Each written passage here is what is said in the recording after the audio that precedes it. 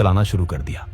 बड़े बड़े politician, businessman और बॉलीवुड के नामी सितारे जब भी दुबई जाते तो दाऊद के दरबार में हाजिरी लगाना नहीं भूलते थे। उसी दौरान फिल्म मैगजीन्स में ये अफवाहें भी उड़ने लगी कि दाऊद का बॉलीवुड की एक बहुत मशहूर और खूबसूरत एक्ट्रेस के साथ अफेयर है और उनकी एक बेटी भी है। दुबई में बैठकर भी मुंबई पर दाऊद की पकड़ जरा भी ढीली नहीं हुई थी। उसने भारत के हर बड़े स्टेट में अपने एजेंट्स, हिटमैन और शार्प शूटरों का एक बड़ा नेटवर्क खड़ा कर लिया था। रोमेश शर्मा जैसे पॉलिटिशियन से लेकर अहमदाबाद के खूंखार गैंगस्टर अब्दुल लतीफ और यूपी के किडनैपिंग किंग बबलू श्रीवास्तव जैसे लोग अब दाऊद के इशारों पर नाचते थे।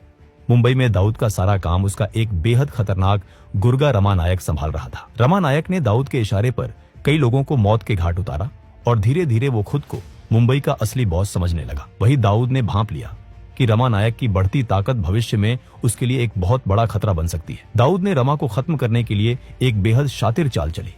रमा नायक का एक राइट हैंड था बाबू रेशम। दाऊद ने पुलिस के अपने घूसखोर सूत्रों का इस्तेमाल करके पहले बाबू रेशम को पुलिस लॉकअप में बंद करवाया और फिर दाऊद ने अपने दूसरे वफादार गुर्गों को भारी पैसा देकर पुलिस लॉकअप के अंदर ही बाबू रेशम का बेरहमी से कत्ल करवा दिया। इसके तुरंत बाद दाऊद ने दुबई से रमा नायक को फोन किया। रमा, बाबू को महेश ढोलकिया ने पुलिस से मिलकर मरवाया है, उसे छोड़ना मत। महेश ढोलकिया एक बड़ा होटलियर था। रमा नायक, जो अपने साथी की मौत से बदले की आग में अंधा हो चुका था, उसने बिना कुछ सोचे समझे अपने साथी अरुण गवली के साथ मिलकर महेश ढोलकिया को दिन दहाड़े मौत के घाट उतार दिया। लेकिन कुछ समय बाद जब रमा को अंडरवर्ल्ड के सूत्रों से सच्चाई पता चली कि महेश ढोलकिया बेकसूर था और बाबू रेशम की हत्या की पूरी साजिश दाऊद इब्राहिम ने ही रची थी, तो वो भड़क उठा। रमा नायक ने बगावत कर दी।